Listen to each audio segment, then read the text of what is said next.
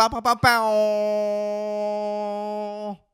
Jeffrey. Bow. All right. Jeff, we're working on Jeffrey's air horns.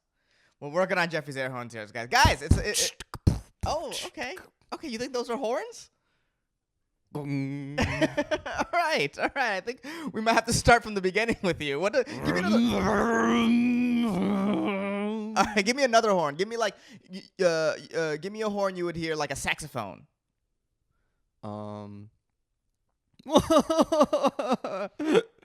Okay, that's pretty good. That's a pretty good saxophone. All right, give me a trombone.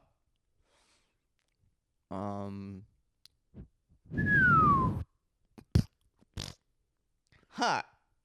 So when you hear a trombone, you hear a dropping of a fart or a poop? I don't know what words mean. Okay. Yeah. You have a problem. Guys. Yeah. I just respond with noise and hope that it sounds so you just fits with the noise that was made at me. So I don't even right now I don't know if I'm actually responding logically to what you're saying. Okay, so everything you do is just a guess. Whoa. Damn. That's impressive. That is impressive. You're really I'm actually very proud of you, Jeffrey. I'm sorry. Oh, okay. Well, all right, keep guessing. All right, guys, we are Deric and Sam today. That's who we are today. Yes. Yes, this is a weird weird double reverse, I think we call this. Double reverse, double reverse, reverse. We are the beans now. We are the beans now. Jeffrey, can you do a Sam impression for me? It has been a beans takeover, sure. Hello, it's me, Sam Lopez. Okay, and then I'll do a Derek impression. And yep. Okay, pretty good. This is my Derek impression. All right, you ready? Okay. Oh, hello, Derek. Oh, it's good to see you, Derek Poston. As I, Sam Lopez, am your lady. Ooh, all right, yeah, so we're ready to step into this. Yeah. Guys, you might be wondering, Deric and Sam, what has been going on with them? Why haven't they released an episode? I think you saw on the Instagram, you saw on the Spoil the Beans page that there was a death in Deric's family. We just want to say R.I.P. to Aunt Nina. R.I.P. R.I.P. She was a very good woman, very fun. I met her at the Deric's mom and dad had like a 30th anniversary in Vegas, and Aunt Nina I met in San Diego as well. She was a lot of fun, great to hang around. She will be missed. And I know Deric's family listens to like a lot of episodes, guys. So go show them love in the comments, man. Say R.I.P. Aunt Nina. Send the postings your love in the comments, dog. Yeah. That's what we beans. We support the main beans, right? We support the main beans in their time of need, and they're off obviously spending some time with family together. Deric hasn't seen him since pre the pandemic, so we are here taking over an episode for you guys. Because we love you guys too, don't we? Yes. Oh, hey. Oh, boy, tell me it sounds like a pretty good movie. Oh, oi. See, we got this, dude. We got this. Yeah, we can do this. This is easy. Yeah, this is pretty simple. Yeah, I could do this. Yeah, dude. This is, we could easily be Deric and Sam. Yeah. It's not that hard. They're always like, yeah. Yeah, they're always complaining about it. They're always like, oh, it's so hard being Deric and Sam. Yeah, together. They both say it. It's weird. Yeah. It's like, we did it for what, 5 minutes? Yeah, they're like, oh, I want to be George. Yeah. Yeah, constantly. They want to be, we've never met George, but they both want to be him. Everybody wants to be George. Everybody. We're all trying to be George. All right. Well, are you excited to be told a movie, Jeffrey? Yeah. Are you excited? How do you feel being in the power seat? Very powerful. I've always sat where you were sitting on the couch, and I never realized just the authority that comes with the right side of the couch, the dominion over all. Okay. I'm trying not to let it go to my head, but it seems like you're getting there. It's getting to you. It's coming. Yes. Yeah. That's why I didn't want to sit there, even though I'm telling the movie. Yeah. I don't think I can handle the power. I know my limitations as a man, and I don't think I'm a right side on the couch kind of a man. Yeah. We'll see if I use this to take over the world. Okay. Well, time will tell. Yeah. Maybe get rid of one of the races or something. Okay. That's what everybody does. I figure Yeah. must be something to it. Yeah. Which race will Jeffrey try to eradicate? Stay tuned and find out.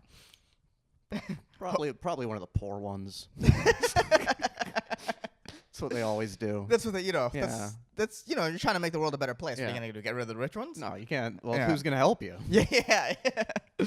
That's a good point. Who is gonna help you? Have you ever watched Gangs in New York? I started on it, and then I don't know, the DiCaprio Diaz love story kind of lulled me to sleep.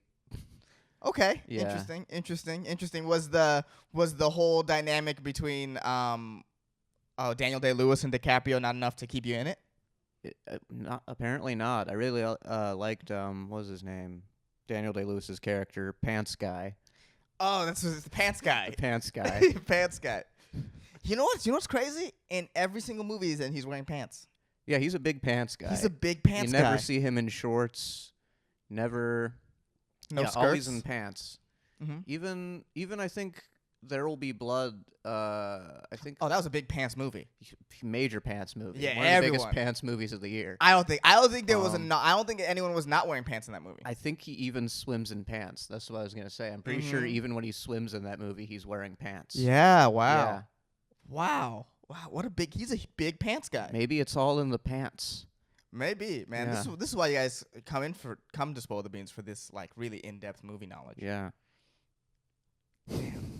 Has he ever worn shorts? I don't know. I haven't seen My Left Foot, but I doubt he wears shorts in My Left Foot. Doesn't he play like some super disabled guy? I haven't seen My Left Foot. Disabled people usually wear pants. Yeah. You gotta. Right. They're not big shorts people, I don't think. No. I guess you know what? Being in a wheelchair in shorts is probably not flattering.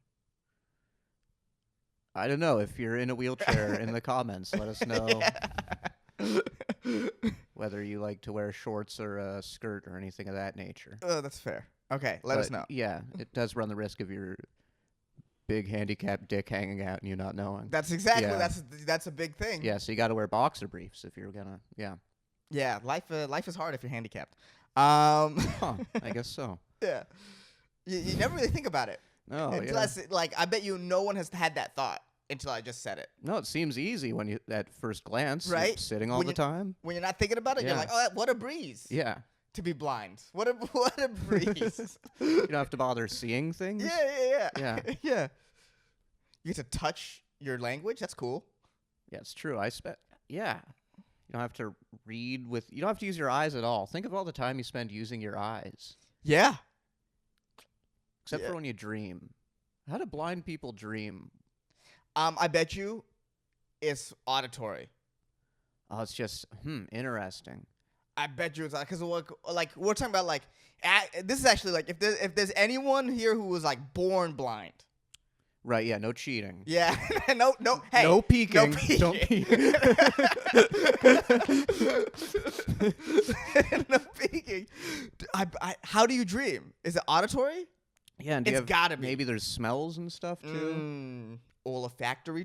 Yeah. Wow. Right. Hey, I went to college. Pulling out olfactory on the bean people. on the bean people. Yeah. Okay. Are you ready to hear a movie? Yeah. Well, before you hear a movie, there's probably gonna play ads somewhere. But hey, if you want to support us, follow me on Twitch, Mr. Dangerous Brown on Twitch. Follow me there. I know you're like, why are you doing this at the beginning of the episode and not the end? Because hey, I was on the first 167 episodes. I've done a lot for this podcast. I have paid for the beginning of the beginning ad. That's how I feel. So follow me. I'm Mr. Dangerous Brown. If you subscribe tier 2 on Twitch, you will get a video of my stand-up once a month. And if you subscribe tier 3, I will send you pictures of my feet. I have them. Darren Bates has them. That's what I'll do. Yeah. So follow me on Twitch, Mr. Dangerous Brown. Okay. All right. Jeffrey. Yes. Are you ready for this movie? Yeah. Are you sure? Just stick it in. We don't have to do this. That's technically true. Like, really think, like, we don't have to do anything. Wow. That's true. Right. We could just send up to now to Deric and Sam and be like, hey, put this out. And they'll be like, I thought you were going to do a movie. And it's like, well, we hold all the power, so Yeah. this is what you get. Yeah, it was a teaser. Yeah. Yeah. Yeah. That's true. I guess let's just go with whatever we think God's will is. Well, as we know, God is the booker of the madhouse, usually. And Deric has booked the madhouse before, so I think we should do this. Okay. All right, we'll do this. I think God really just comes with this seat. Yes. So Yeah, that's true. it is my will. Okay, I forgot. You're the seat. Do you say we should do this? Yeah. Okay. The right couch cushion demands it. Okay. We got to do what the right couch cushion demands. All right. I said that correctly. Jefferson G. Berner. Thank you. The G stands for Jeffrey. Right. Can you please tell me what happens in the movie that you've never seen before?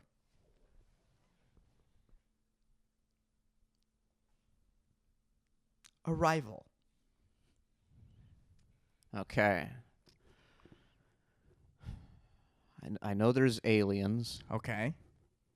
How much do you know of it? So what do you know of it? So I know there's aliens, mm-hmm. and from the name you can kind of tell it's not. It's more thinky aliens than bloody aliens. Okay. This is thinky aliens. Now, and do you think they're arriving or departing? They're definitely arriving. Okay, I don't know how you got that. I don't know what clues gave you that. So I'm gonna say there's government guys. Okay. And who's the main? Is the main character a government guy?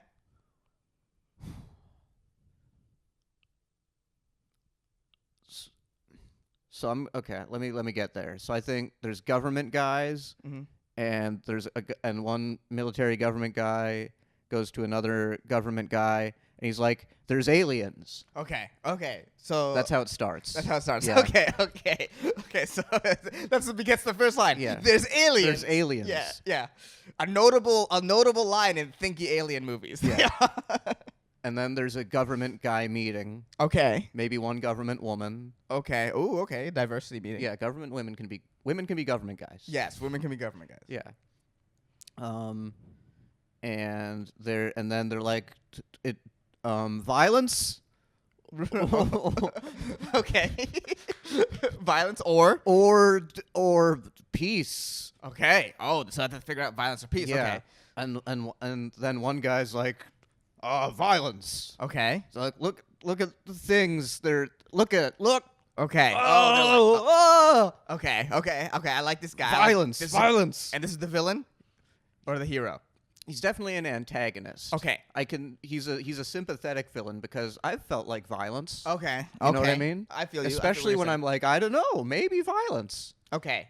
So like almost like a Thanos type of like he's not necessarily a good guy. He's not a good guy, but you get where he's coming from. He's coming from a place of possible self-defense, but Right. it might be offense. Okay. You Yes. don't know You don't because know. all we know is there's aliens. Right. And then there's Who's the then there's a protagonist? scientist. Okay, there's a scientist. Okay, I like this. And they're like, peace. Okay. Look at This is the conflict. Look, not violence, peace. Okay. And then the violence, and then the big government guy who's like a military guy, he's like, violence. Okay. It's violence, come peace. Yeah. No, violence. Okay. And then So that's the conflict. How does it resolve? I think they do violence, and then they realize that they're like, oh no, it's supposed to have been peace, but it's too late. Oh. And now there's violence. And aliens. And aliens. Okay. And now, while you have these intense violence, peace talks. Yeah. What are the aliens doing?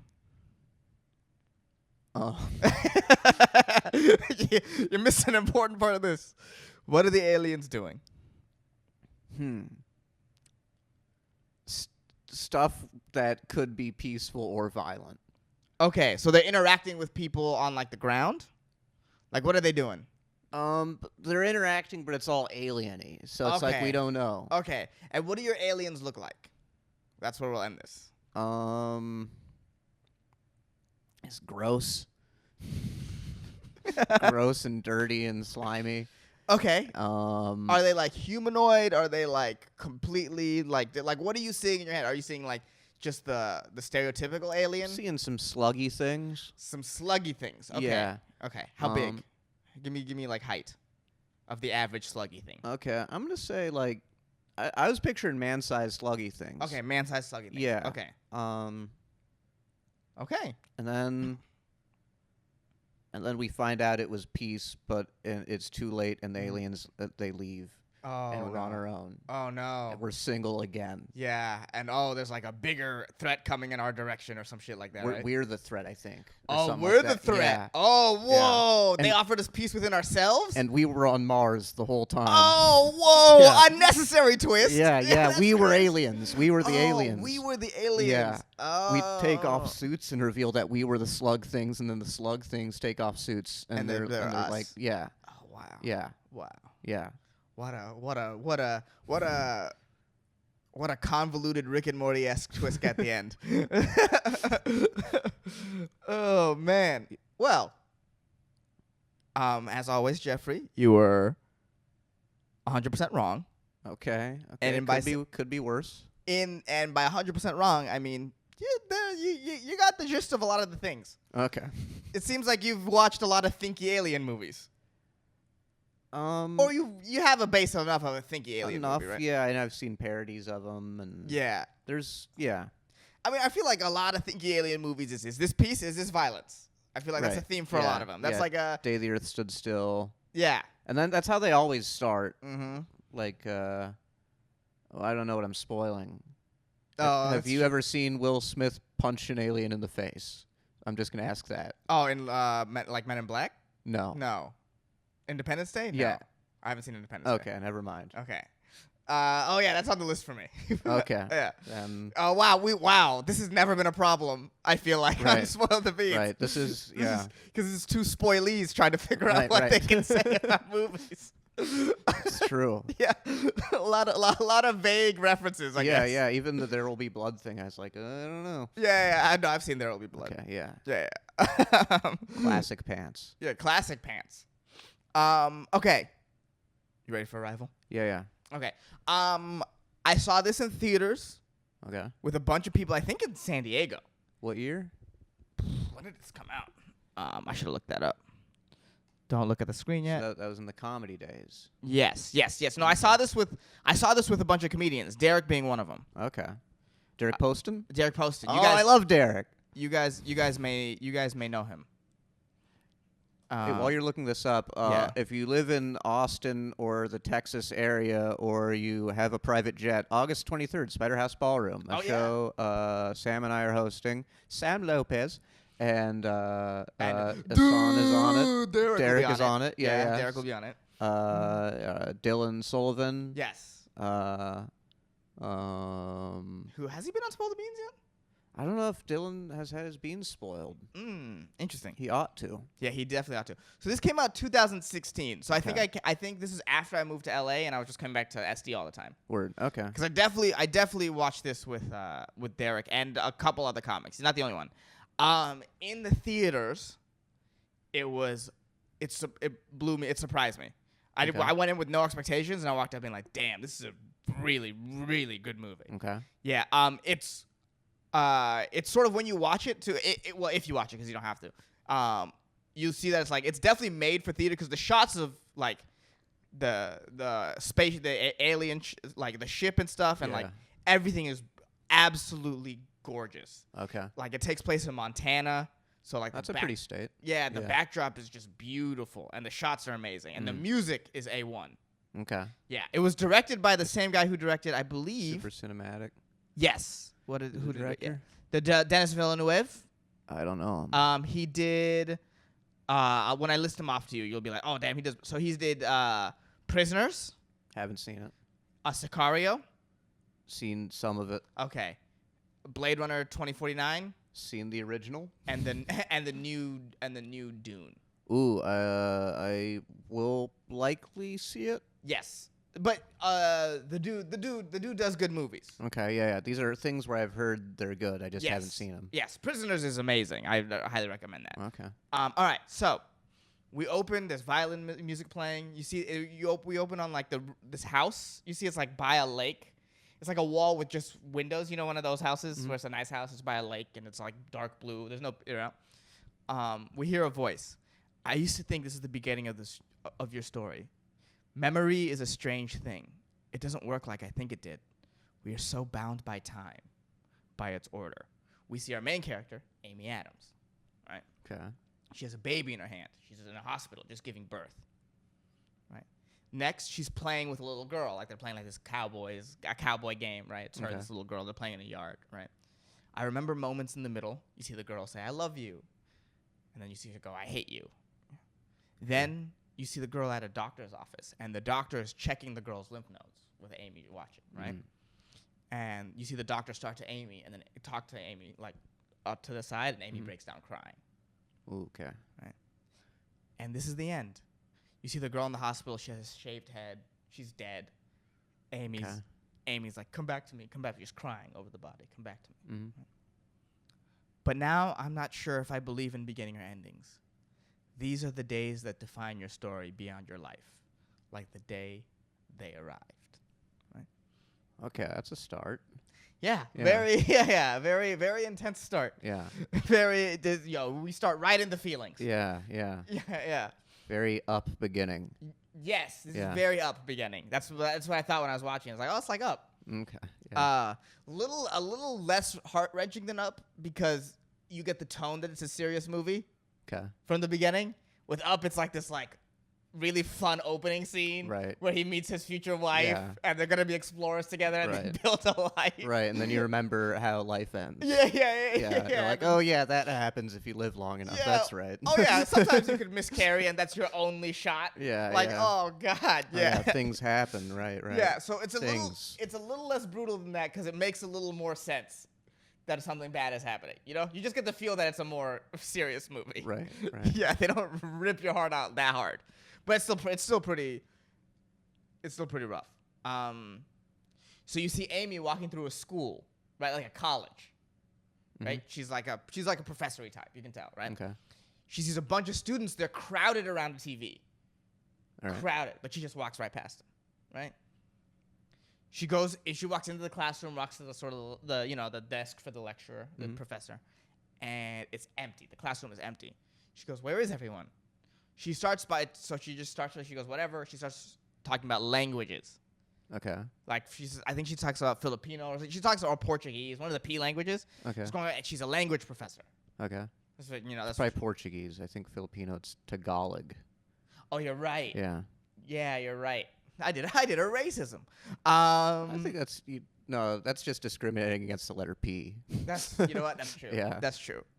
But also, fuck Filipino. But now that I think about it. Now that we're here, whoa. Wait a minute. What? You have an entire economy based on sending money back to the Philippines? What's that about? That's a racism. That's a racism. In the comments, leave your favorite. Yeah. Leave your favorite racisms in the comments.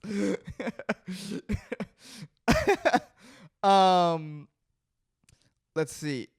As she's talking, one of the students' cell phones rings. Okay. And it's like she stops. She's like, "What?" And then all of the students' cell phones start ringing. Right? And one of them asks her like, "Hey, can you turn on the news?" So they turn on the TV, and it's like breaking news, right? Montana on lockdown. An object of touchdown here, and more objects have landed in 8 other locations. Okay. Worldwide. It's a worldwide phenomenon, and then an alarm sounds in the school. Well, okay. Right. So the school is being evacuated as fighter jets fly over. There's huge traffic jams, little accidents. You know how it is. People they bump into each other, and then they get out of their cars and they go, nah! Yeah, every time aliens show up. Yeah, there's a lot of hanging outside of your car window with one fist. Yeah. big alien thing. Yeah. So if you ever see that in the street, you're like, oh shit, there might be aliens. There's aliens, yeah. Let's see. She's listening to like people talking on her drive home on the radio. Okay. You know, is it from Earth? Is it peaceful contact? Why send 12? Like, these are just like So in a lot of this movie, the media is asking. You hear the media asking questions. So Right. a lot of it's told through like just separate news stories. I forgot the media when I was talking about alien thinky movies. That's a big thing. Yeah. They sort of influence a lot. Yeah, that's right. Yeah, the media is a big part of violence, peace. Yeah, They're a big part of that. Yeah, they're a big part of that. Yeah, thank God that's just a movie and it's not like that in real life. Whew, thank God. Can you imagine if media like made people think like we should be violent? Whew, that'd be bad. Yeah, no. If they stirred people into a panic, that'd be like, oh my God, thank God the media doesn't do that. We're the lucky ones, you know. She's walking into her house. You know that house you saw at the beginning. Mm-hmm. She's on the phone with her mom. You know, it's like her mom's like talking on. You know, she's talking to her phone, and she goes, you know, Mom, please don't listen to that channel. They're crazy. And there's a crazy channel. How many times I have to tell you those people are idiots? And Mom goes, she goes, Mom, I'm fine. I know just as much as you do. I'll call back later. okay. So it's just like shots of her watching the news throughout the night. It's like 1 in Montana, 2 in Russia, and the news is trying to figure out what's going on. She's just glued to it, right? 1 touches down in Venezuela, and people start praying to it, and they start rioting in the streets. Okay, sure. You know how those poor Browns are? Yeah, they just don't know what's going on. Yeah. Anything they don't recognize, they're like, I guess that's God. Yeah, it's either we gotta pray or fight. That's the only Yeah. thing. We can't. There's no.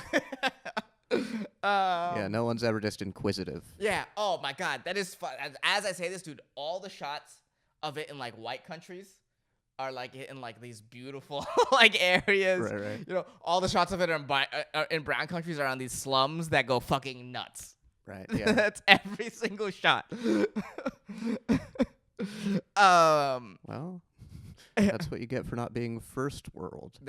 In the world, you're not. Yeah. You're somehow not you're not fully a country or something. Right. You're not. You're just like. Of course, the brown countries would pray to it. Right. Those heathens. She goes back to school the next day. It's deserted. Okay. No one's there. So she's just in her office watching the news. The president declares a state of emergency. All flights are grounded. People are panic buying. Okay. You know, which is now something that we've experienced. Yeah, it's true. Yeah, when I watched that part, I was like, that is relatable. Yeah, I remember when there wasn't toilet paper. Oh, man, what a time. Yeah. What a time. Forrest Whitaker then walks in behind her. Cool. Yeah. He goes, it's a guy, he's dressed in a military outfit. Okay. You know what I mean? Not like you know, with just the camel pants and then like a military t-shirt or something like that. I'm pretty sure. Okay. So you know what I mean? It's not like he's not like dressed to the nines. In full uniform, yeah, right. No. Okay. He's never dressed to the nines. He's not in his formals. No. There's no one in their formals. This is a gritty, thinky alien movie. Interesting. Right. So he walks in 2 days, and already the public expects us no answers. I'm Colonel G.T. Weber. We find out he's there because he could either be there or in Berkeley, and he chooses to be there. And he's talking to her because she used to help the army translate videos of insurgents. Okay. So she has top secret clearance as a translator already. That's why he's talking to her. Mm-hmm. I have something. I need you to translate for me. He pulls out a tape recorder, and she goes, "Why are you here?" And he goes, he doesn't even answer. Can you understand this? You know, he plays it. It's like a deep, low-pitched growl. Okay. Yeah. He goes, "Can you understand this?" He goes, "Where did it come from? What do you make of it?" And she goes, are these the aliens on the ship? And he goes, "How many are speaking?" She goes, 2. Did they have, no, she asks, "How many are speaking?" He goes, 2. Did they have mouths? She asks. And he just brushed her off. He goes, "How would you approach translating this?" And she goes, "Well, it's impossible to learn a new language just from audio files. I need to be there in person." And Forrest goes, "No, I'm not, I know what you're doing. I'm not bringing you to Montana. If I leave out this door right now, your chance is gone." Right? And she goes, "Well, if you leave, are you going to go to Berkeley?" He goes, "Maybe." "Are you going to talk to this guy named Danvers?" He goes, "Maybe." "Well, if you do, ask him what the Sanskrit word for war is and its translation." And he walks out the door. Okay. right? Next, you see Amy Adams is in bed watching the news. Mhm. Russia and China have agreed to share info that they got from their objects, Okay. right? And the stock market is obviously plunging. It's in crisis. Well, crisis stuff is happening around the world, obviously. Right. Right. Okay. It's Mhm. stock market's going down just because Just to People are like- illustrate to you that things are bad. there's aliens. Yeah, there's aliens. I doubt if aliens. You know what's crazy? I doubt if aliens just showed up, the stock market would go up. If aliens went up, it's like, oh, things are looking good. I think people would be very, very afraid. Yeah, I guess our economy. I guess that might make people remember that the economy is made up. Right. Right. But I don't know. Right, because I don't know that much about stock, but it's like a speculation on like what's gonna be bought, right? So if aliens show up, people are definitely buying less. Yeah, probably. I don't think if alien shows up, people are like, well, this is a great time for a vacation. I think people would be like, oh, let's hunker down and see what's going on. I mean, there have to be some sort of markets where people are like investing from. I don't know. It would affect things somehow for sure. Right. Yeah. Yeah. It wouldn't. I don't think, but I think it would be negative. I think overall things would be negative. And then some stock would go up, when I watch Hulu, I get ads for like survivalist kits for whatever reason. Okay, yeah, that's a stock that's going up. That's a stock that's going up. Anything military industrial complex getting some money. Going up. But I think overall, iPhone, like people aren't going to be buying iPhones last second because the aliens show up. Because you know what I mean? Like people aren't going to be like, well, let me make that splurge purchase. This is the time. Yeah. Like, let me get that iPad. No. That ain't. But that's at the top of the economy. You know what I mean? That's why the stock market will go down. Right. The survivalist kits aren't at the top of our economy. Yeah, it makes sense. You know? Okay, yeah. And that's Economy Corner. Yeah. Here at Spoil the Beans. The stock market's are in crisis. A helicopter lands outside our house. You know what I mean? Okay. Yeah. It lands outside our house. It causes windy things. Yeah, windy things happen, and she's like, "Oh, what Yeah, wind. a lot of wind." Yeah, she squints even though she's inside her house. Yeah. Um, Helicopters, they really have an effect on people. they do. Yeah. God, we are the aliens. Man, we'll see. Helicopters? Yeah, that's pretty. Same as a flying saucer. If we showed up to an alien civilization with helicopters, it would. Some of them would be like, "Oh, look at that toy." They'd be doing the thing. They would be doing the thing. Yeah, All their squinting. tentacle would be up over their back eye or whatever. Yeah, them and their stupid not being us. Yeah. Idiots. It's the Colonel knocks on our door. Mm-hmm. He goes, "Gavesty." He says it means argument. What does it really mean? The Sanskrit word for war. That's the last. She goes, "It means a desire for more cows." He goes, "Okay, pack your bags. Pack me bags. We take off in 10. So I don't even know. Yeah, I don't get it. Watching this movie a second time through, I was like, oh, there's some things that kind of don't make sense. Right. It was better the first time. That's how I felt at the end of this. But it's still a really good movie. Maybe it's like war is a desire for more cows, as in they're fighting for goods. Right. Yeah. But no. So she goes, ask the other guy what the Sanskrit word for war is, right? And the guy says Gavesty, and he says it means argument. And she goes, no, Gavesty means a desire for more cows. That's what she says. But as the Colonel, you don't know who's right. So and you don't even know her answer. So you heard the other guy's answer and was like, this guy's wrong. I'm going to pick up this girl regardless. You've already made that decision. Right. And then on top of that, she gives you a desire for more cows, which sounds right because it seems more ancient languagey, but it could be wrong. How would you know? I mean, yeah, I guess you'd have to find a third person who speaks Sanskrit. Right. But then why not use them? Right. Yeah. Yeah. So it's like, doesn't make any sense. But that's how he chooses her to go to Montana. Okay. Mm-hmm. So they get in the helicopter, and she's sitting across from Jeremy Renner. Okay. Hawkeye. Oh, whoa, that's my mom. I have to decline that right now. Oops. I don't know if you heard that on the microphone, but my phone is connected to my laptop for whatever reason. I didn't choose for this. Yeah, mine does that too. Yeah, and so yeah. Okay. So she's sitting across from Jeremy Renner. And Jeremy Renner's reading something. And on the page it says, what he's reading from, he says, language is the cornerstone of civilization. His name is Ian Donnelly, and he's reading a research paper, right? Okay. And he looks at her and goes, it's great, even if it's wrong. The cornerstone for civilization isn't language, it's science. You find out that Jeremy is a theoretical physicist. Okay. That's why he's there. So she's going to be reporting to Forrest, but she's going to be, Forrest tells her that, like, you're going to be working for me, reporting to me, but you're going to be working with Renner, in the shell. That's what he says. And Renner has a list of questions he wants to ask them. Okay. Like, why are you here? Good, like all that sort of stuff. Mm-hmm. What's it like in your home planet? Again? Jeez. Hold on, 1 second. Let me text my mom. Sorry, you can't talk right now. Okay. Put it on airplane mode. Good God. What if Okay. it's important? What if there's aliens? What if you get a call? That's how we know it's aliens. My phone's in the other room, so you're God. our only source to whether there's aliens. I am the only source to whether there's aliens. Okay, that's a fair point. Let me see if she texts me aliens. No, she says no worries. So no aliens, Okay. unless they got her already.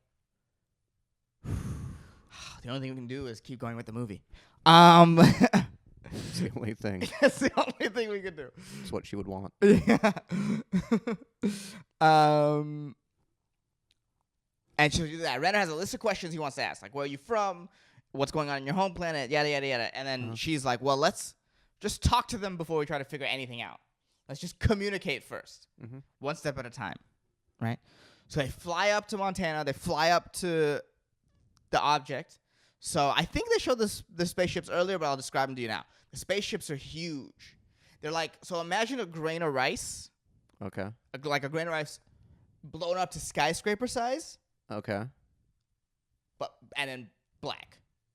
Okay. Oh, so like Kind of like a bean-esque type like- thing, but more ricey than like beanie. okay, got it. So like a curvy monolith. Yes. Okay. Exactly. Exactly. Yeah. That's exactly what it is. At the shot, like I said, the shots are beautiful. Like just great shots, great music. Yeah. But yeah, it's huge. It's in a field, and it's like hovering a little bit above ground. It's not touching ground. It's hovering. Okay. Cool. So they fly in. There's an army base set up near, and it's bustling with activities. And they get off the helicopter, and as they're getting off, they see someone's like carted off. Like a guy is just being carted off, and he's like surrounded by this special like hazmat bubble stuff. He's like, yeah, right. He's alive? Yes, he's alive. Okay. They go talking to a doctor to get their like shots and stuff. The Dr. Kettler, he's a doctor guy. He asks them, the questions like family history, all that sort of stuff. And Amy, her name is Louise. So if you hear, so Amy Adams is Louise, Jeremy Renner is Ian, because I flip-flop their names all the time. Sure. When I'm writing it, so it's like. And okay. Yeah. Jeremy Renner's also Pirate Dave from Dodgeball. Is that right? Dave, I think Bob, so. Pirate something. I think so. That's the first place I saw him, so that's how I always think of him. Interesting. He might have been. I actually have to. I watched that movie so long ago. If it isn't him, it's even funnier. Yeah, that was way before Jeremy Renner was a huge star too. Right. Well, I think. Yeah, it doesn't matter. I was watching Serenity with my dad, and then like right at the end, he goes, "Pirate Dave." Yeah, That's funny. Well, let's see. We can just look this up right now. It's not like we have any more pressing matters. I don't. It's not like I'm explaining a movie to you and I'm in the middle of it. Yeah, and your mom has been Calling me taken twice. over by.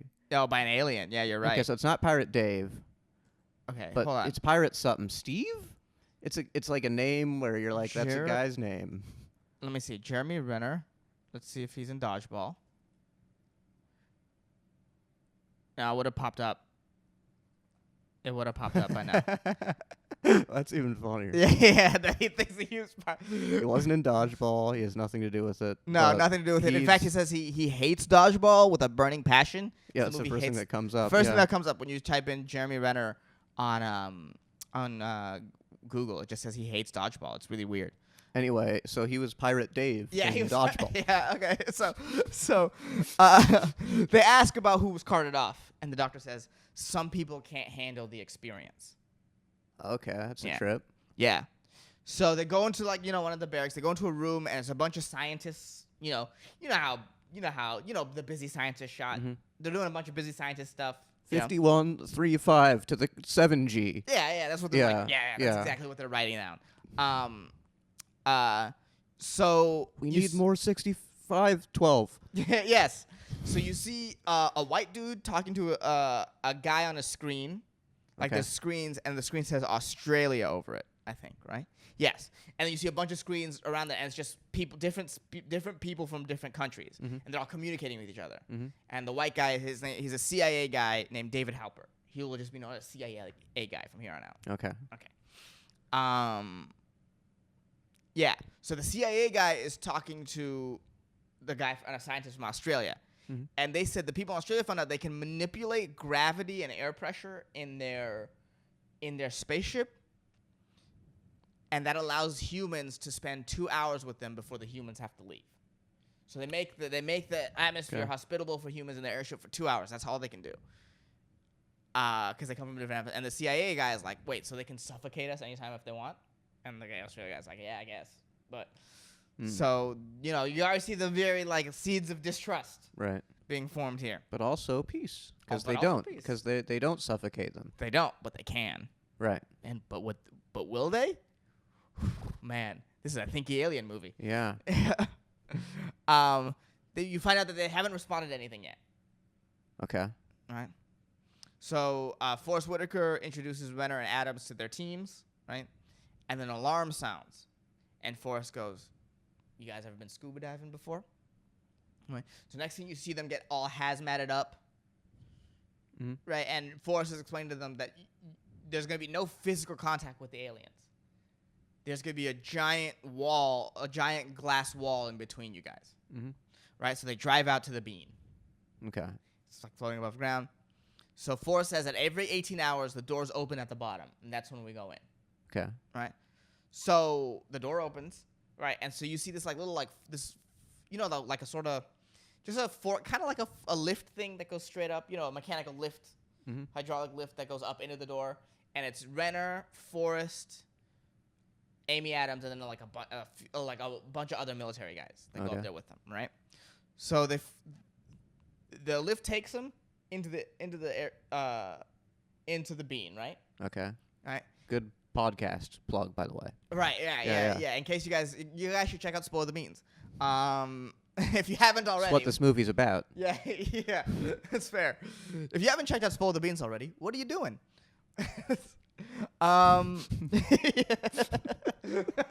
What do you think? Literally, what? Yeah, Literally, yeah, what are you doing? Yeah, what do you think is what do you think is happening right now? Let's stop the podcast. How did you end up here? Yeah, What do you think is happening? Yeah, are you okay? Blink twice for help. What? How did you get in this situation? We believe that whatever's going on, we believe that you can escape. And keep listening. Yeah, keep listening though. It's a pretty good podcast. Check out some older ones while you're trapped. So at a certain point they start kind of floating when they're in the bean, and then one of the military guys takes a glow stick and throws it up, right? And when he throws up the glow stick, so let's say we're in the bean, right? He throws it up, and then it gets attracted to that wall. So gravity has that wall in front of him. Okay. That's the bottom. So then they all jump off the lift. Some of them hesitate and then now they're walking. So from ground's direction, they're walking straight up. Okay. Right? Cool. But, from their perspective, they're just walking forward, right? Right. And so they walk down this long hallway into this sort of, it's just a room. And one of the rooms is the wall is just a giant glass wall that has this milky white substance behind it, so you can't see through it. You can only see what comes up to the wall. Okay. And then they're in the room. Right. There being the aliens, or there being our stars? So our stars are in the room, and Okay. that's all they see. All they see is this giant milky white wall, Okay. right? And there's this cool shot, because it's all gravity is artificial, right, or made up here. So there's a perspective of they're actually on the ceiling looking at it. Right. Because that's what it looks like. But that's a fun shot. Yeah. Yeah, just being like, hey, space, it's weird. So all the military guys set up equipment. What is ground? Yeah. You thought you knew what the ground was? Think again. This is a thinky alien movie. Yeah, ground can be walls, and walls can be ground. And ceilings can be ground and walls too. Yeah. It's all ground. Nothing you know is real. Yeah, you get it. Yeah. So, they set up equipment everywhere. One of the things they set up is like a little canary in a cage. You know, like a canary in the gold. Okay, mine. yeah. If that dies, you gotta get out. Okay. Yeah. So they also set up, equipment. So that jump up. Okay. And then Luis goes, "What happens now?" And Forrest goes, "They arrive." So.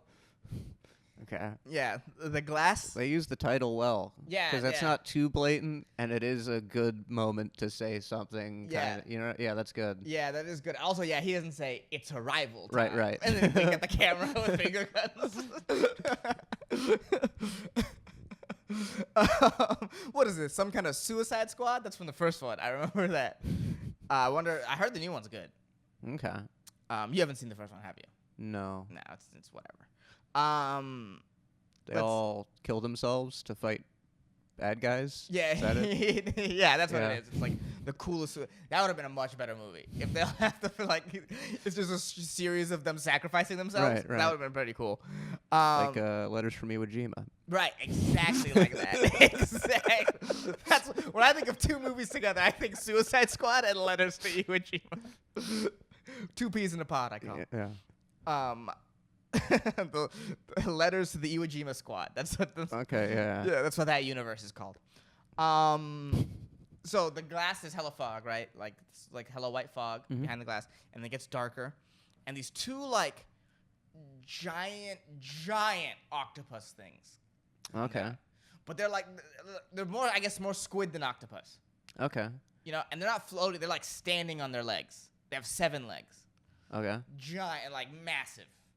I don't know. They're like at least 20 feet tall. They're huge. Okay. Probably bigger. Probably pretty good at basketball. They are black. That's.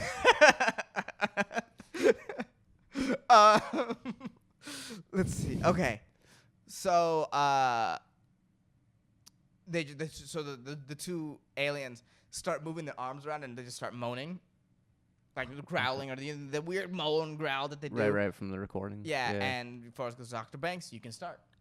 So the next scene, they're in they're on the ground getting out of their decontam suit, right? And Renner and Amy Adams look at each other like, "Yo, what the fuck?" And then Renner just throws up.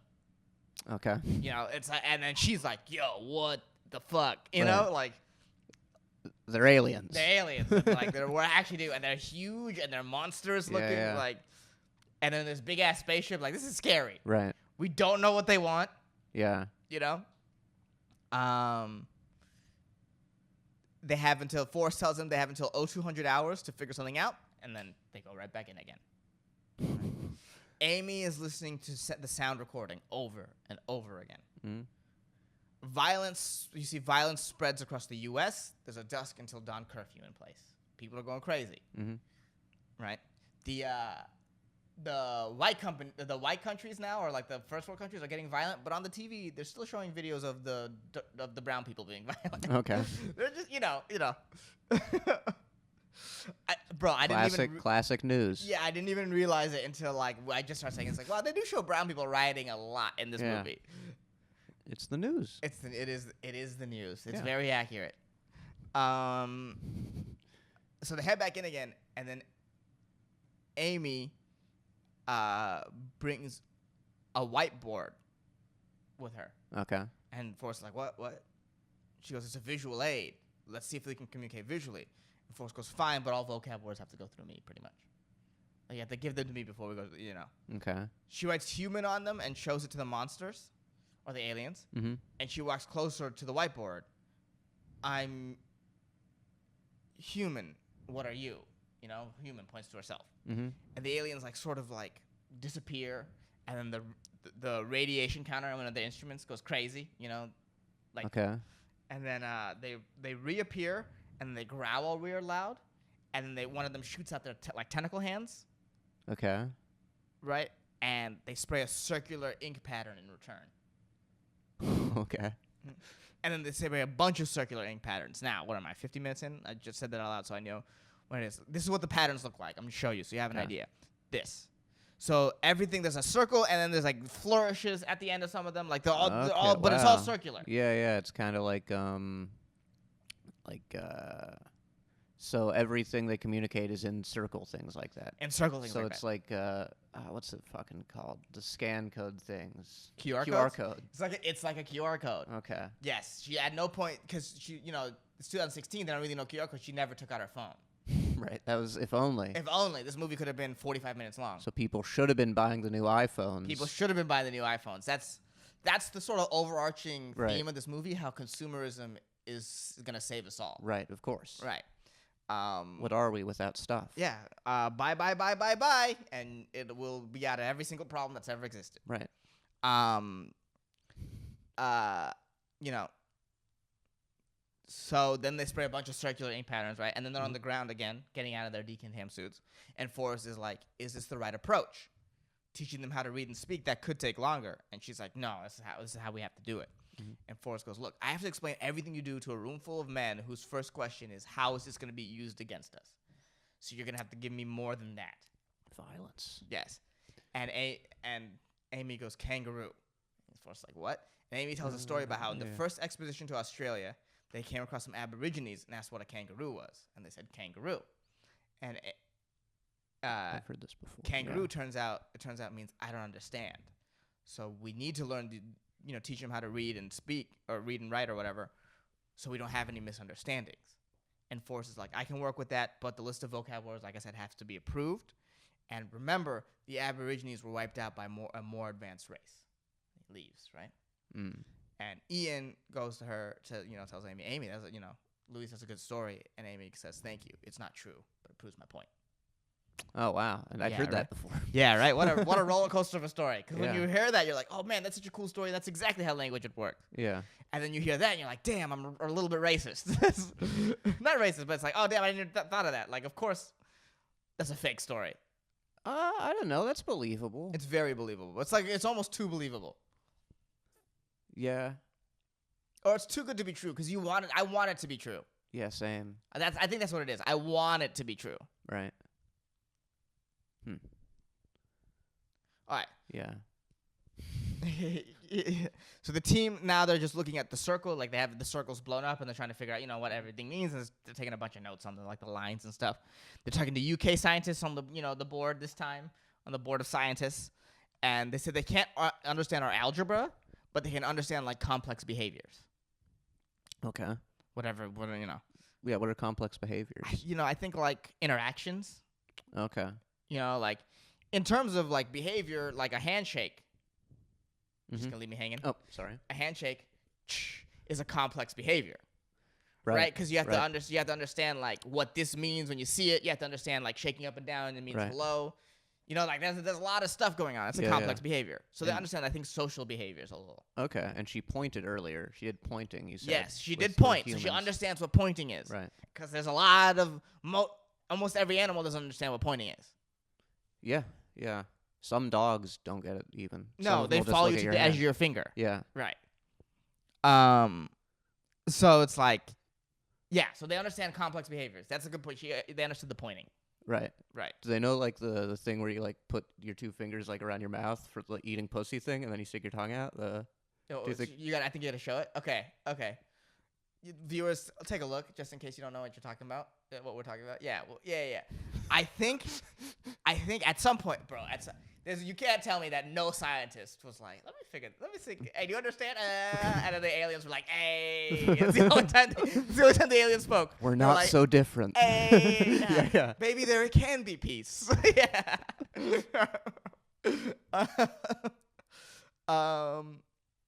Okay. So, the CIA guy who's talking to the scientists, right? He goes, he's watching TV and he goes, not all nations are sharing the policy of being open with the aliens. And on TV, you see there's a guy in China, General Shang, and he's amassing forces around its alien site in Shanghai. And because he's doing it, that means there's going to be a bunch of other nations that'll follow him. Right. Right? So, China. Always a thorn in our side. People are, some people are like, I hear a lot of people are worried that we'll go to war with China. Do you think that's gonna happen? I don't know. It's not gonna happen. We give them all their money and we purchase all their stuff. Yeah, that's where we have all our slaves. Right, right. So it's like, so there's no reason they can't. They need us and we need them. Yeah, I don't think a big war is like around the corner. And that's foreign policy corner. Yeah, maybe here a trade war Beans. of some sort, but that's about it. Yeah. That's foreign policy corner here at Spoil the Beans. We've had economy corner and foreign policy corner. We're hitting all the corners today. Yeah. We'll fix it. We'll fix it by the end of this. By the end of this movie, we'll figure it out, guys.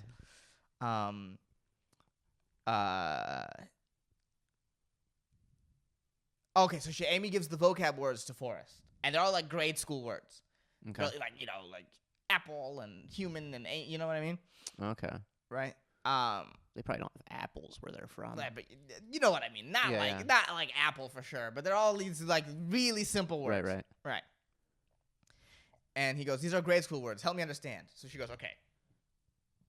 On a whiteboard, she writes the words, "What is your purpose on Earth?"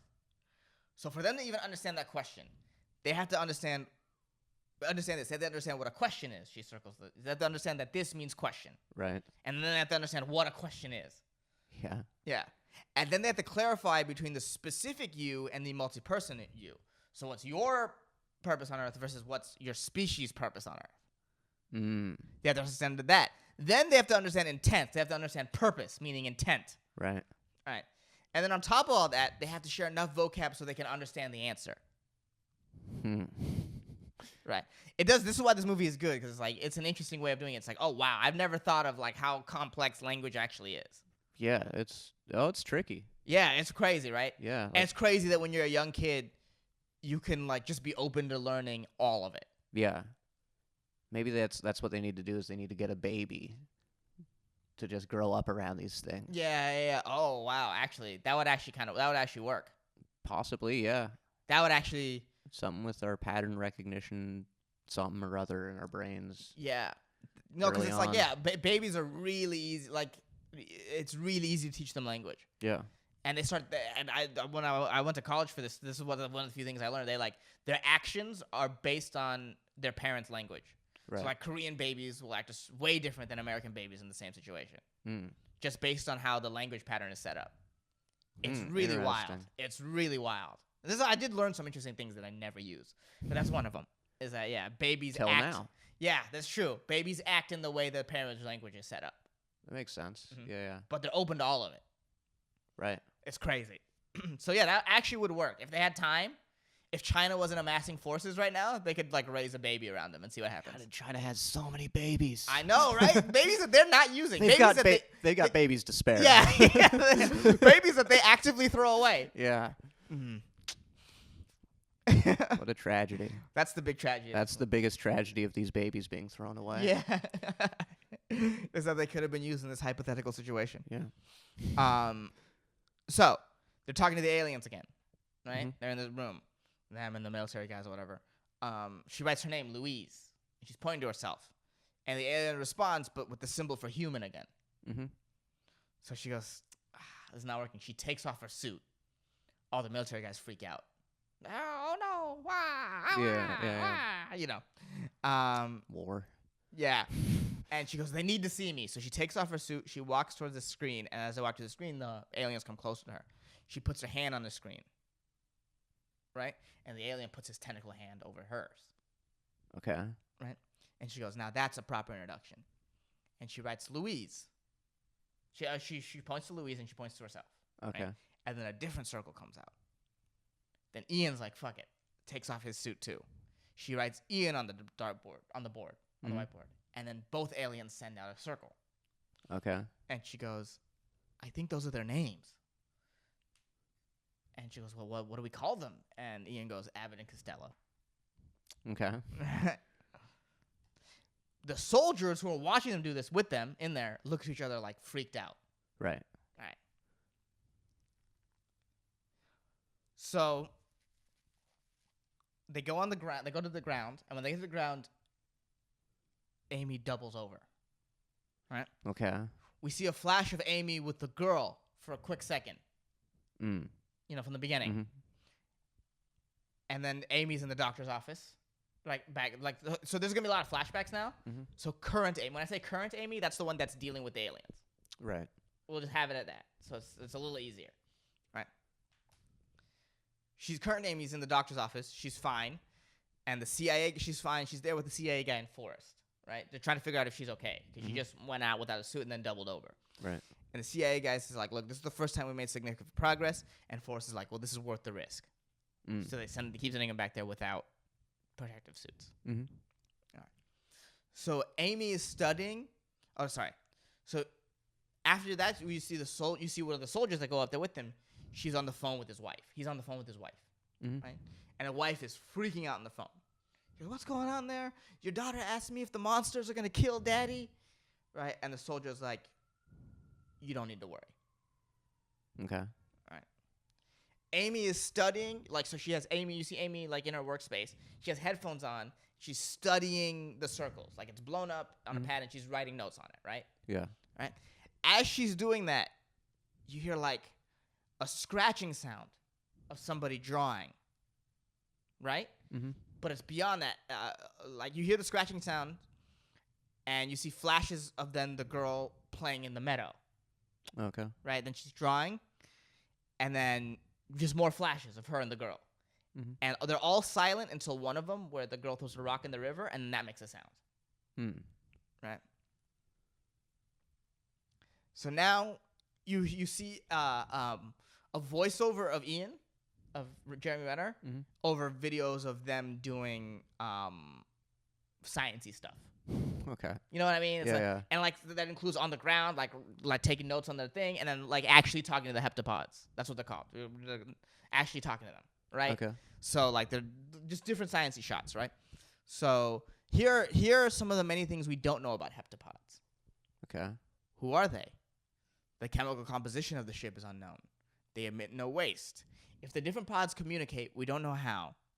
Are they scientists? Are they tourists? Why did they land where they did? How do they communicate? In this aspect, Louise is killing it. She found out that there's no correlation between what a heptapod says and writes. And then, you see one of the pictures, you see Ian walking in front of the heptapods, and she has a boy that says Ian walking, and she's teaching them what Ian walking is. Right. Wait, so what they say and what they write are totally unrelated? Yes. So they're just focusing on what they write. They don't need to focus on grunts. Huh. Okay. They just leave that part out of the movie. The grunting, not important. Not relevant. Not Okay. relevant. That's what they tell you. Huh. She finds out that the writing conveys meaning, not sounds. Okay. The Pakistani, now the CIA guy's talking to Pakistani scientists. The Pakistani found that their writing doesn't have a sense of time. There's a name for it in science called nonlinear orthography. Okay. Right? So there's no forward and no backwards direction. Is this how they think? So it's all present tense? Is that what that means, or? No, it's all there's no There is no tense. There is no tense. Okay. I mean, it technically has to be some tense, but if there's no Does there? time implied in the tense, yeah, kinda. Does there, or are we so conditioned into thinking in ways of tense? And there might be some language out there where there is no tense. But if there's no tense, then that's the tense. That's actually right. Right? Because no, so, yeah. yeah. Or are we limited by the fact that the idea of tense limits us from even learning those tenseless? I don't know. So I don't know. So if you have the verb run, Right. and you just have one word that applies to all Concept of- tenses possible, Yeah. Yeah. there's the concept still of running. kind of a tense there. But yeah, that's was Slaughterhouse-Five, which I read some of. I think Okay. there's the aliens are like that. Okay. where they see all of time as one thing, Right. and that's so, yeah, All right. Well, that's linguistics corner here. yeah, At Spoil the Beans again, hitting all the corners, baby. Um, like my pussy, like yes, like his pussy. Um, ideally. written language. So the written language has no forward or backward direction. It's how they think. Is that how they think? So Amy describes it as imagine starting. No, not sorry. Ian describes it as imagine you started writing a sentence with two hands from either side. Okay. Yeah. And you would have to know each word you wanted to use as well as how much space they would occupy. So that's how they write. Right. Okay. It's impressive. Right. And a heptapod can write complex sentences effortlessly. Mm. Forrest asks Louise what's next, and Louise says of expanding vocab, and Louise is like, that's going to take another month to get done. And you can see Forrest's face is like, oh, we don't got that time. Right.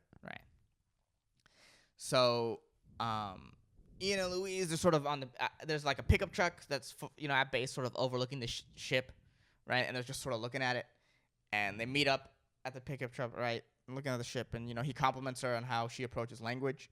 And she goes, trust me, you can understand communication and still end up single. And then she goes, I feel like everything that happens in there comes down to us. And Ian's like, well, it's a good thing it's you and I. Do you see the jokers we're working with? So, hey, they bond. Right. Right. Huh. Mm-hmm. So the first photograph of what the alien looks like goes viral on the news. Mm. The news reports on how it's going viral. And, of course, people are freaking out. Brown people continue to riot. The soldier that goes up there with them is watching online news. Mm-hmm. And it's this really propaganda looking. It's a guy sitting in front of him. There's like a giant. There's ads for like assault rifles all around him. Sure. Right. And he goes how the government is handling this crisis, and they shouldn't be. We could be facing a full-scale invasion, and our president is just letting them take our country. And the smartest thing we could do is give them a show of force. So the news guy says. Okay. Mm-hmm. Oh, sorry. So this is where the. So this is violence. Yes. Yeah. So you see Amy. Okay. I kind of said this part earlier. But I meant. Okay. So you see Amy studying the languages in her office again, studying through the headphones again. Mm-hmm. Right. This time you hear the scratching. Last time there was no scratching. It was just the flashes of her with the girl, and then Mm-hmm. Now there's scratching. Right. The scratching. It's coming through her headphones, but they're not really. It's like over the headphones. That's what she hears. Right. Okay. And you hear a voice of a little girl say, "What's this word?" She puts down her headphones, but she still hears the scratching. And the scratch is like pen on paper. It's like drawing. Mm-hmm. Right.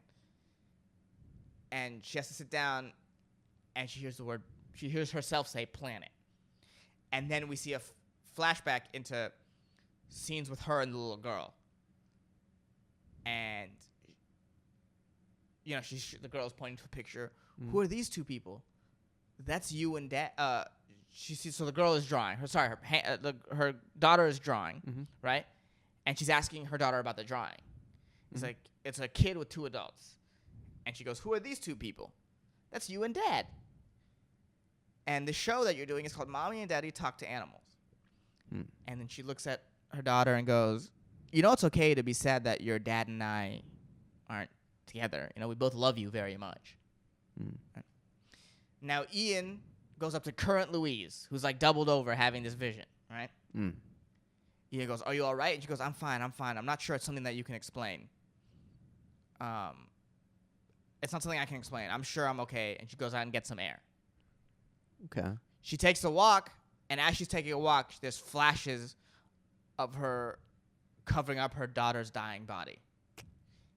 Okay. And then you see her daughter as a little kid. So just flashes, like separate flashes. Right. She wakes up in like her room, mm-hmm. right where she's sleeping, her little bunk bed. Ian's there. Ian goes, "How you feeling?" She goes, "I need some sleep, but I'm fine." And Ian goes, "I heard this thing. If you immerse yourself in a foreign language, it rewires how you think." And she goes, "Yeah, it's a theory that language you speak determines how you think." What I talked about with the babies. Right. It affects everything. And Ian goes, "I'm curious. Are you dreaming in their language?" And Amy goes, "I may have had a few dreams, but I don't think it makes me unfit to do this job, right? She says that looking down, and she looks back up, and instead of where Ian is, there's a giant heptapod. She sees just a giant heptapod just sitting there. Okay. Okay, so she's going through it mentally. Okay. Yeah. Is it, What are you feeling? What are you thinking, Something's going on. bro? You're fucking on it, dog. Thank you. We see her wake up again in her bunk, and this time Forrest is right outside, and he goes, "Do you know Mandarin?" And now she's in an area with a bunch of military people, and she has like a phone, or a recorder. The voice you're about to hear belongs to China's chief military officer, the Shang guy. Okay. Right. He's saying, and can you translate this? And she says he's saying that each of the 12 ships, there's 12 ships, is offering advanced technology. And their science team is trying to decode the sets, as they're called. She doesn't know what that means. They're trying to decode the sets. And she's listening to more of it, and she goes, well, he says something about an advantage. And then that's the end of the recording. Right? Okay. Then you see on the news that an hour ago, China has mobilized its forces. Okay. Russia follows. Right. Okay. Amy finds out that the way the Chinese are talking to the heptapods is through mahjong tiles. You know, the game. Have you heard of mahjong? It's a game. I've heard the name. I can't put anything with it. Here. Mahjong tiles. God, typing with one hand is hard. These things. Oh, sure. Okay. Yeah, those Sure. are those are mahjong tiles, Sure. right? So that's how they communicate. It's a game. It's a very famous Chinese game. When I at the Sherman Oaks Mall, when I used to live in Sherman Oaks, every one day a week during lunchtime, all the old ladies would go and play mahjong together in the food court. It was pretty fun to watch. It was pretty cool to watch. Is it like dominoes? I don't know how it works. It doesn't work like that at all. Okay. It's I don't know how it works at all. There's like different ways to play it. So Okay. I couldn't tell you. It's not like down. You don't lay them end to end like that. Okay. But you could. I guess there's probably a game where you can. Okay. Yeah. Let's see. All right, so she finds out that the Chinese are communicating with mahjong tiles, which is not a good thing, because that means every conversation they have with the heptapods, every idea is expressed through the lens of opposition, victory, and defeat. Do you see the problem? And Forrest goes, yeah, if all you're given is a hammer, then everything is a nail. Right. He goes, ready or not, we have to ask them the big question. We have to ask them why they're here. Because the Chinese are mobilizing their forces. We don't have time to, take it slow. Right. And now we see that they're giving it warlike questions. Yeah. So we don't know what's going on. Right? The alarm sounds, it's time to go. So they're up there now. And when she's up there, she has an iPad that has, different parts of the circle. So, if you take a look at the circles again here. So she has a base circle, and then she can add the flourishes to it. Okay. And there's sets of flourishes, because this flourish means this flourish means this. So she's writing full sentences, circular sentences with them. Right? Sorry. Gotta go back here. It's pretty cool. So she asks them, what's their purpose on Earth? They give an ink circle back, and it says, offer weapons. All right? They're back on the ground, right? So now Luis and Ian are on the ground with the CIA guy and Forrest, right? And there's a big argument. Luis saying, we don't know if they understand the difference between weapon and tool. And Ian's like, yeah, they could be. We don't know if they're asking us for a weapon or if they're giving us one. Right. Right? And Luis says, we have to go back up to clear this up right now. Right? And the CIA guy says, it's more complicated than that. The Secretary of Defense is on the line and says that we have to sit on this info because we don't know if the aliens are prodding us to fight each other. We don't know if they're offering us a weapon, offering them a weapon, and telling us to fight. We have no idea. Right? So you hear a siren wail again. So you know that wall of scientists that like all the scientists Oh, communicating from with all each the other. different countries. Yeah. Yeah. China and Russia go off the grid. They are not talking to anyone. Hmm. And when they go off the grid, one by one, all the countries disconnect from each other. So now Ooh. no one's talking to each other. Okay. Everyone's just sitting on their information. No one's sharing, right? Okay. Not good. Yeah. So Amy and Jeremy are like, we got to go back up. Mhm. We've never re-entered the session before, but we got to do it. On the news, it says the Chinese withdrew from the Science Alliance. Rhymes. Chinese withdrew from the Science Alliance because the message they received is use weapon. And General Shang no longer trusts the aliens and is asking for immediate talks at the UN. Mm-hmm. Right. So they're going back up, right? So Yeah. you know how they're usually up there with like other soldiers, like a security team, right?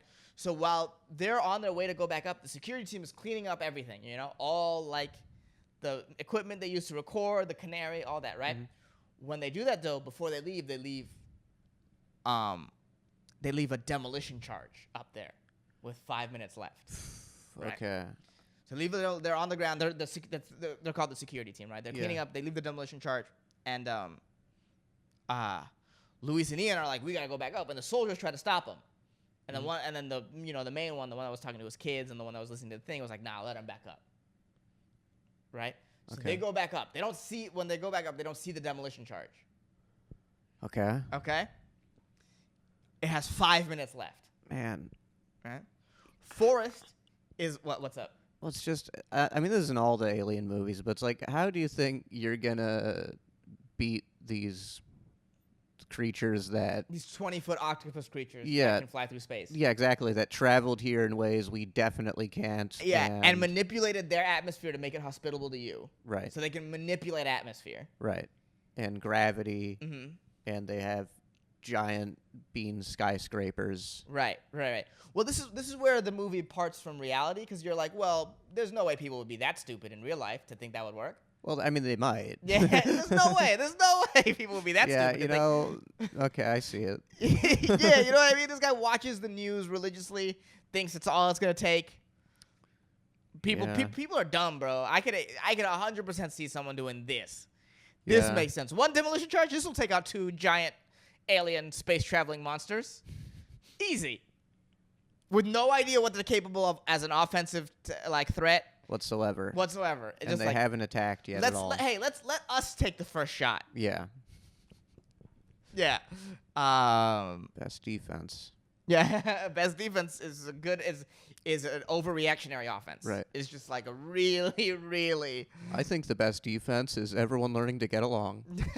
That's actually kind of is the best defense. Yeah.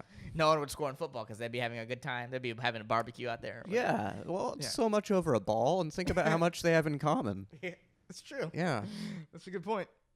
Man, you should be a coach. So the soldiers, so they're out there with the demolition charges with 5 minutes left, right? Uh-huh. Forrest is watching them through a control room. You know, Mhm. he does on the like just watching them because there's still security camera set up. So she's watching them through the security camera, right? Mhm. He thinks it's weird that they're on their own and they can't get into contact with any of the security units. And he's like, "Oh, something's up. Send soldiers there." Right? Mm. So Forrest knows something's going on, right? Amy asks, "Offer weapons?" ? The heptapods respond with the words, "Give technology now." Oh no! Responds with the words, "Technology, donate friends." Okay. Mhm. All right. That's the peace one. She sends back, "Give technology now?" ? And when they do that, one of the heptapods starts tapping on the glass. Okay. Right? On the ground, the escort detail sees the soldiers coming, right? Mhm. So they're like, "All right, we hold them with force," and they all grab guns. And they're like, "We're gonna hold this. We're gonna hold this until the charge goes off." Ooh. Okay. Right. 2 minutes 30 seconds left. One of them is still tapping on the glass, right? Mhm. And then one of them puts his hand on the glass and spreads a bunch of ink. He said, and Luis goes, "Abbott wants me to write on the barrier." So she puts her hands up to the barrier, and as she does that, she has visions of her young daughter as a baby. Okay. Right? And then, then they write together. She writes half of the circle, and Abbott writes the other half of the circle, and they write one at the same time together. Okay. Just by moving their hands across the screen. Right. So that's how she's able to write it now.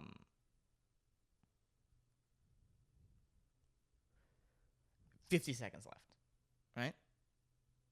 Mhm. Then Costello, the other one, leaves a cloud, like a huge cloud of ink, and then hundreds of circles appear. Hundreds of small little circles appear. Okay. Right? 20 seconds left. Ian and Louise hear gunfire outside. So like, what the fuck is going on? 5 seconds left. The heptapods, one bang on the glass, and they turn the gravity off. So now Louise and Ian are falling. Because remember, they're like straight, yeah, falling. And then that long hallway is Yeah. anti-gravity. They're suspended in it now. Okay. They're suspended in the hallway, right? And as they're doing that, the thing the charge explodes, right? And so you know how I said it was like a long hallway into the room Mhm. where the heptapods are? The heptapods close the door to the room off. So the blast stays in there, and Ian and Louise are safe. Just suspended, knocked out, floating in midair. Okay. Are the heptapods okay?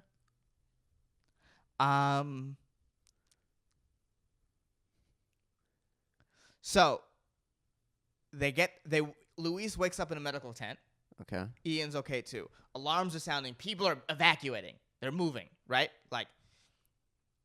Or they're starting to like evacuate stuff, but Ian is already looking at the circles. So she wakes up in the tent. Ian's already looking at the bunch of circles that the heptapods have drawn. He's studying them already, right? As like people are like evacuating. Louise wants to go back in there and tell the heptapods it's not their fault. And Forrest is like, well, we can't send them back in there because now we fear retaliation.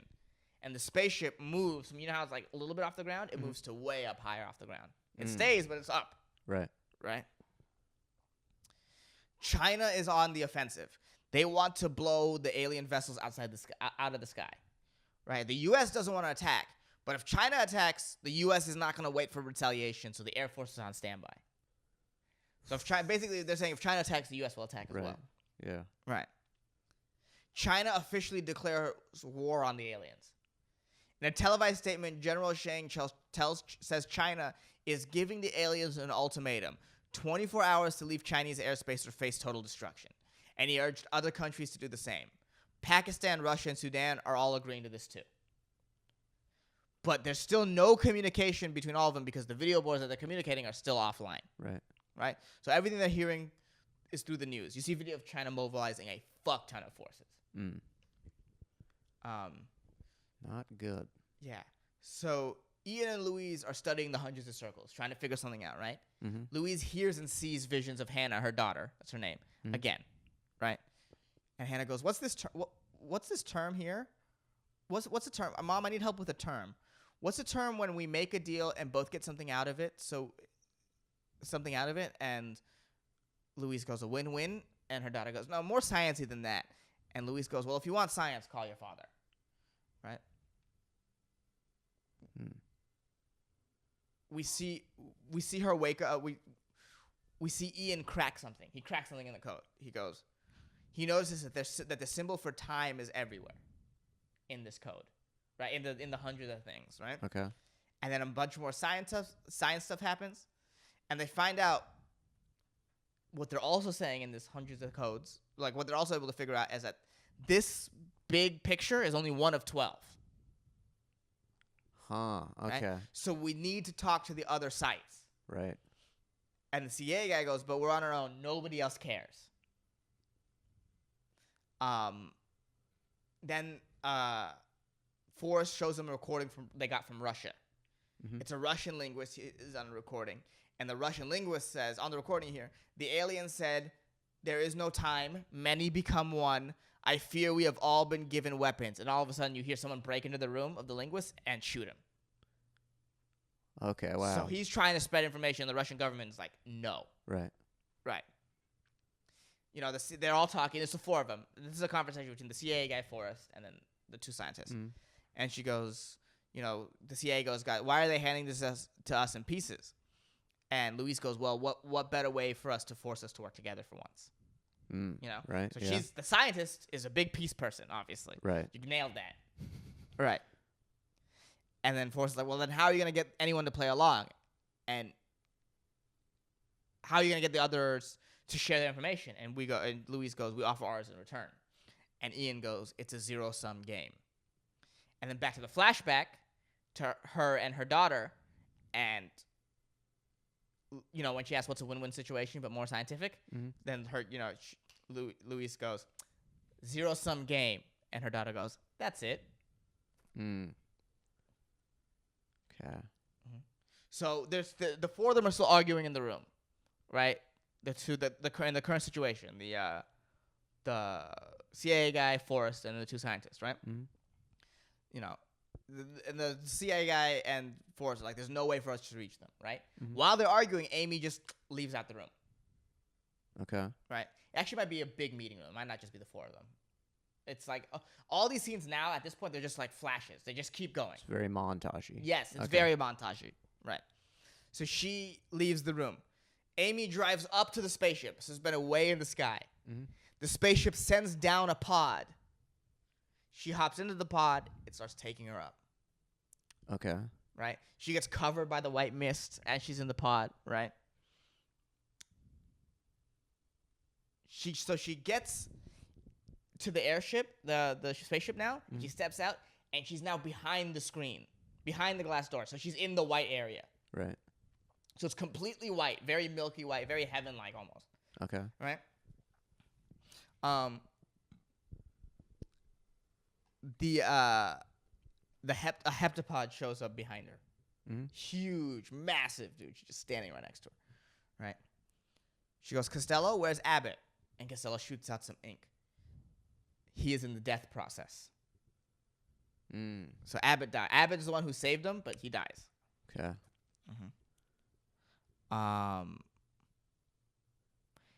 Louise goes, "I need you to send a message to the other site." The heptapod shoots out ink.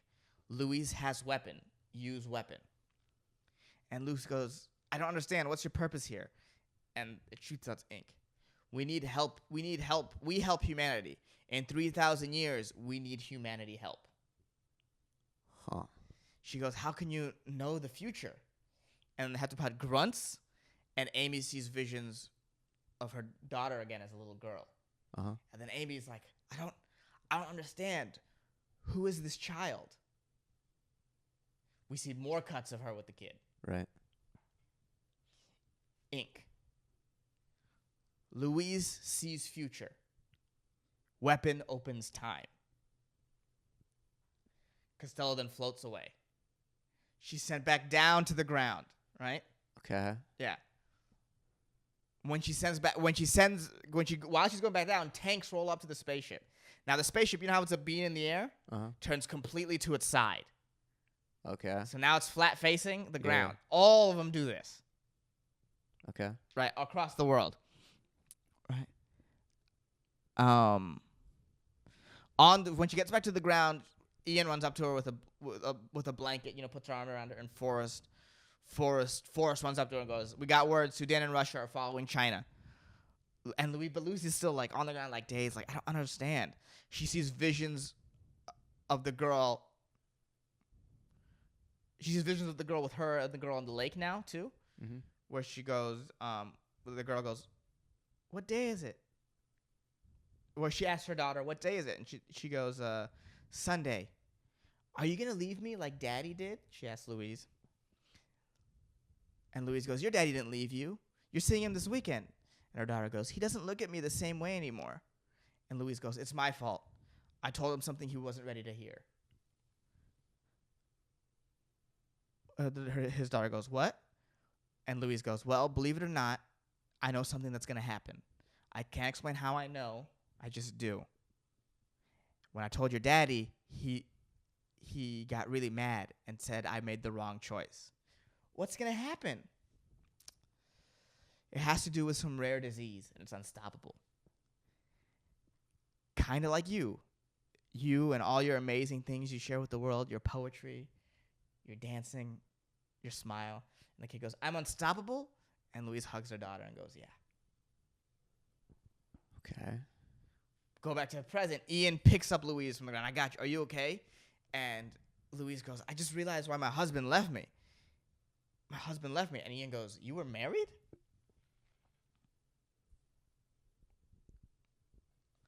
You see Louise have another flashback of her and her kid. Uh-huh. Another vision of her and her kid. Mama, why is my name Hannah? Well, your name is very special. It's a palindrome. It reads the same forward and backwards. All right? While now you see current Amy walking through the base as everyone is packing up, right? Packing stuff up. We see a vision of Amy opening a box now, right? With a book in it.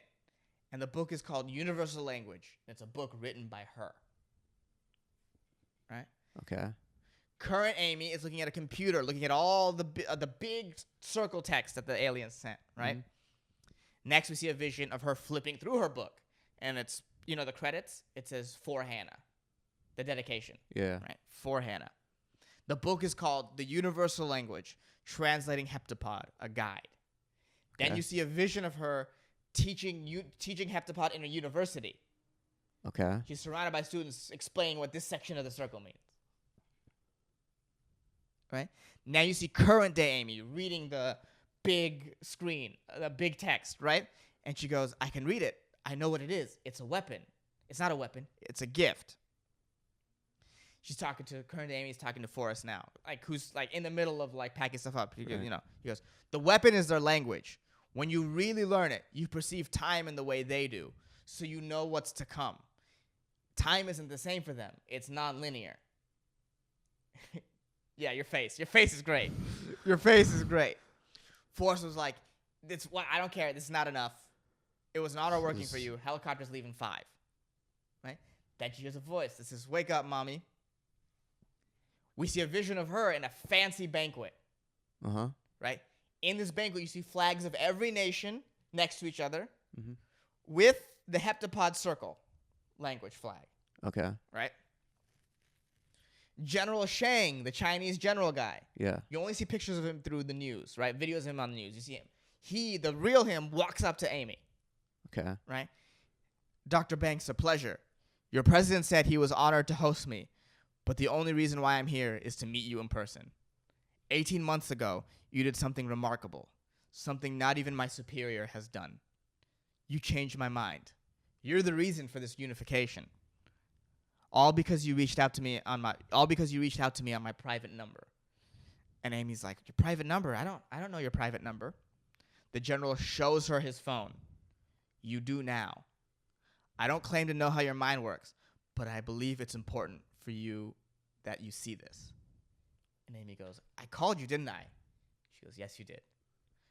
Cut back to current Amy. She's running through the barracks looking for a phone. She finds one phone that's still not packed up, that's in working condition, right? The CIA guy is watching everything from his hub, just watching all these, just making sure people are leaving correctly, they're ready for an attack. The CIA guy sees a sat line dialing China. And he goes, dialing China? Whose phone is that? And one of the analysts goes, it's your phone, sir. He sends a bunch of troops. We gotta find who's on this phone right now. Right? Amy's on the phone. She's like, it's ringing. She's running away from, she sees soldiers searching for her. She's running away. She goes, fuck, what do I say? What do I say? She's calling this number, right? And then you see a flash, the vision of Shang talking to her. And Shang goes, I'll never forget what you said. Current Amy, a Mandarin guy, answers on the phone. Hello?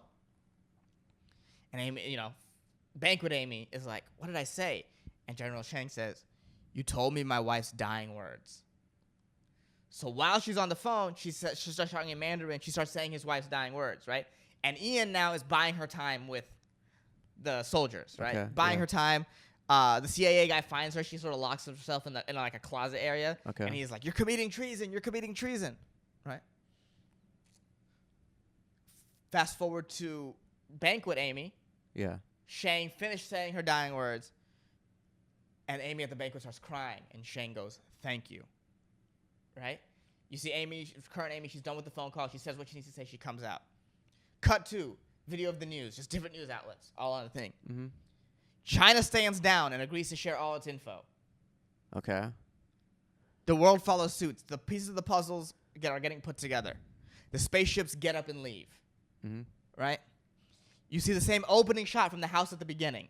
The same shot, like, right? But this time Amy's in the window, right? So, Hannah, this is where your story begins. The day that they departed. Ian walks up to Amy and goes, current Ian walks up to Amy and goes, are you all right? Despite knowing the journey and where it leads, I embrace it. I embrace it, and I welcome every moment of it. You see her playing with the baby, and you watch the baby grow up. You see her, in the house at the beginning, she's knocking on the door. There's a man, blurry, you can't see him, right? Yeah.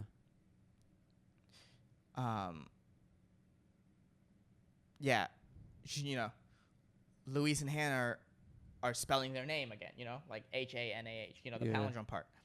And then you see a man go, are you ready, babe? And it's Ian. He sits down next to her. Right. And the kid goes, Daddy. Current Louise looks at Ian and goes, are you okay? Now, in the vision, Ian lays next to Hannah.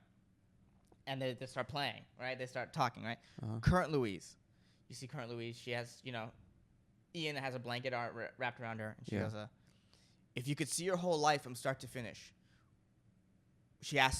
Current Louise asks current Ian, if you could see your whole life from start to finish, would you change things? Ian's like, maybe I'd say what I feel more often. And then Ian goes, I've had my head tilted up to the stars as long as I can remember. You know what surprised me the most? It wasn't meeting them. It was meeting you. You see future Louise dancing with her husband. Current Louise and current Ian hug, like really, really intimately. Mm-hmm. And Louise says, this is the first time they hug. Louise says, I forgot how good it felt to be held by you. You see future Ian and future Louise dancing, and Ian goes, do you want to make a baby? Shots of Hannah, visions of Hannah as a kid. A crying Louise says, yeah. A current Louise starts crying and hugs Ian even harder. Arrival. Wowsies. Okay. That was a lot. Bro, this is, I said in the middle where I didn't like it as much as in the theaters. Yeah. But this is still an amazing movie. Right. I teared me up at the end. Yeah, yeah. She's an amazing actress. You see, you watch her live all those emotions at the end when she's hugging her. You watch her live all the emotions that she's going to feel later on. And you watch her make the decision not to tell Ian in the moment that their daughter is going to die. Right. All in her face, bro. Amy Adams kills this. That last scene, when you finally put everything together, right. She murders it, bro. She murders it. So she does change the future a little. She does change the future, yeah. Interesting. There is a lot of paradoxy things when you think about it, like how did it happen? But if you, past that, this is an amazing movie. Right. Whew. Okay, that was a lot. Yeah, how you feeling? How you feeling? I feel like I've been through a lot. Yes. Because here's what makes this extra brutal, is that the first scene, of course, is brutal. You see your daughter die. Yeah. But then the entire movie, they do a good job of presenting it as this is something that happened in the past and not this is something that's about to happen. Right. And then to watch her make that decision, bro. She has to not only have to watch her kid die at the beginning, you have to watch her make the decision to bring that kid that's going to die into life. Right. And this sort of beautiful love story that they sort of start portraying here is going to fall apart like in the harshest way. Right. It's incredibly brutal. Yeah. Yes. Is this a movie you think you'd watch? Yeah. Yeah. I think it's worth, for those of you the B Mafia out there that haven't watched it. I think in terms of it's it's a movie I recommend to people. Mm-hmm. When they go, have you seen Arrival? And then they go, no. I go, you gotta watch Arrival because it takes the same base of peace war, right? And it does it through the lens of language, which is unique, right? And then the twist is just it's oh, this is a good twist. That's a trip. It's a trip. But yeah, I walked out of the theaters what the fuck did I just watch? Right. No expectations. It was one of the better movie experiences I've ever had. Yeah. I think for that's sure. true. Watching it in Hulu the second time was like, well, this is not like the first time. Okay. Yeah. Well, anything you need to want to plug and promote? No. Okay. Yeah. Wow. Yeah. Well, guys, remember to subscribe to my Twitch, Mr. Dangerous Brown. You'll get, if you subscribe tier 2 or above, you'll get some stand up on a regular basis. Deric and Sam will be back soon. We didn't take it over completely, but I do think it's only fair. Sam, can you sign off? Sure. Thanks. Thank you for listening. I'm Sam Lopez. And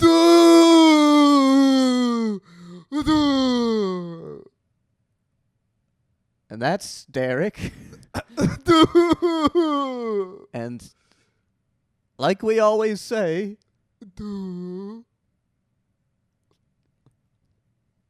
thank you. Oh, you know what? Give him a screen of us like almost kissing. Okay, how almost? Right there. That's Use, okay. use that for your use that for your shot. use that for your title shot at the end. All right, guys. Duh. Good boy.